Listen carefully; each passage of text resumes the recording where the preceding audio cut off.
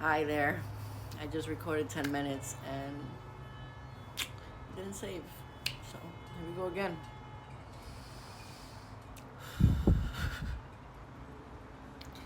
All right, where we left off. So I ended up, that was the end of my marriage, and I started dating this ex of mine that we used to date back in like 90, I want to say 90, 98, 97, 98.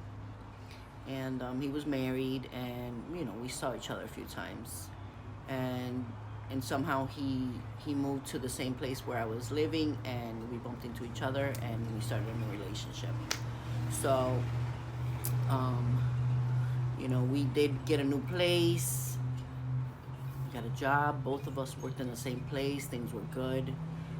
We had a Christian lady that lived next door, and she would help us with the kids sometimes. She was really nice. I appreciate her being there. But she moved out, and drug dealers moved in, crack dealers. And I had been clean for years. And I think it was like about a year of them living there, that I had a relapse. I started having problems with this guy, and I had a relapse. I drank, and under the influence of alcohol, I fell into the trap again. So, a lot of stuff happened. I remember once I got into a car for a ride. I wanted a ride to the bar. I was drinking, and this guy took me to a side street, and you know told me to do some stuff to him, and I refused. So he beat me up so bad. He gave me like I think it was like 7 stitches in my nose, right around, I don't know if you could see it, right there. So right there. Yeah. So yeah, he beat me up so bad, but he couldn't knock me out. He wanted to knock me out, so I wouldn't remember him, but I remembered him. I remember his plates, and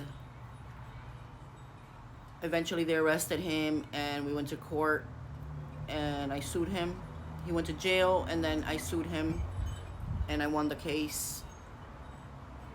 So shortly after that, um, my, like I said, my ex, we had broken up, and he went to Puerto Rico, and then I met someone new. This guy was from Africa,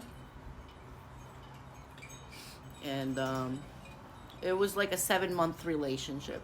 It didn't really work out. It was nice. We did a lot of things together. Went to Canada. We did a lot of healthy things together. It was a healthy kind of relationship. But that didn't work out. Um, so I did start working at the college, at the UMass college, over at the faculty club, which is the oldest house in Amherst, built in 1738. Sorry, and it's like a professor's lounge where they go eat. Just it's pretty much for professors. So I was the head of the house. I took care of a lot of things there. Things were good. Um, I was clean. I was closer to my kids. Uh, Things were okay. And then I got a call from my cousin saying my younger brother had just gotten shot 6 times. So that was the end of my job, the end of my life over there, the end of my peace, because I had to go run over there and take care of him. They almost killed him. They shot him in the stomach. He had a colostomy bag. Hold on one second. Yeah, he had a colostomy bag, and he couldn't take care of himself. So I was afraid they were gonna come back and kill him. So I decided, let's move to Connecticut. And I had a cousin over there. She let us stay there for a while.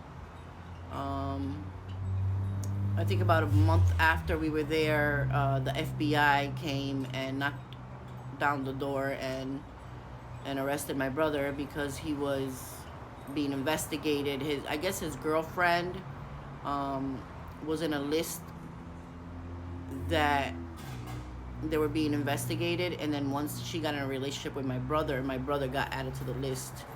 So yeah, so they came and they took him, and then I had to go see the judge and tell the judge that I was gonna be responsible for him, to please not lock him up because he was, just shot 6 times. So the judge released him to me. So we moved back to Holyoke, and he was still doing his stuff, even though he was shot. He started doing his criminal behaviors again, and I found myself doing some criminal behaviors myself again. So I was like, what the heck is going on here? I had cleaned up my life. How many times? Like, why am I in this situation again? And it was, I wanted to take care of my brother.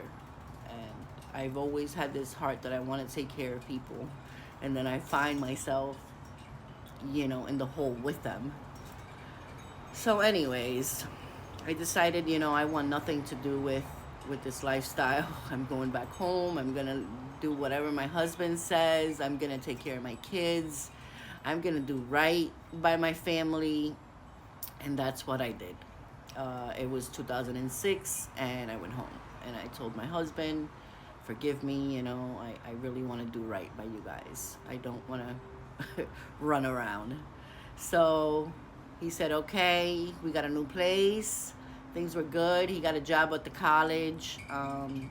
I was, basically with the kids at home, doing their laundry, making sure they get to school, cooking meals, doing the mom thing. Things were good. I got some friends. I got a neighbor, and she became like my best friend. We had a lot of fun. I was 27 at the time. But yeah, no, stay for part 3 if you want to hear more. Like and share. And I forgot to say at the beginning, that my story could be, could not be for like kids. I guess someone mentioned in the comments that I should say that be prepared for a sad story, I guess, because it's not really bad. There's just a few things, like, I do mention drugs, and I mentioned shots and stuff like that, but I don't think it's that bad. But I mentioned it, and the reason I'm doing this is for my own healing process. I'm trying to heal. I'm trying to get all this stuff out, so I could just close that out. I've already closed everything out, but something, my spirit keeps telling me, talk about it. So I'm talking about it. All right. Don't judge me. I'm not here to judge anybody either. If I mentioned your name and if I said something that it's you, I apologize. It's my story. I don't mean to judge or hurt anybody's feelings or, anything like that.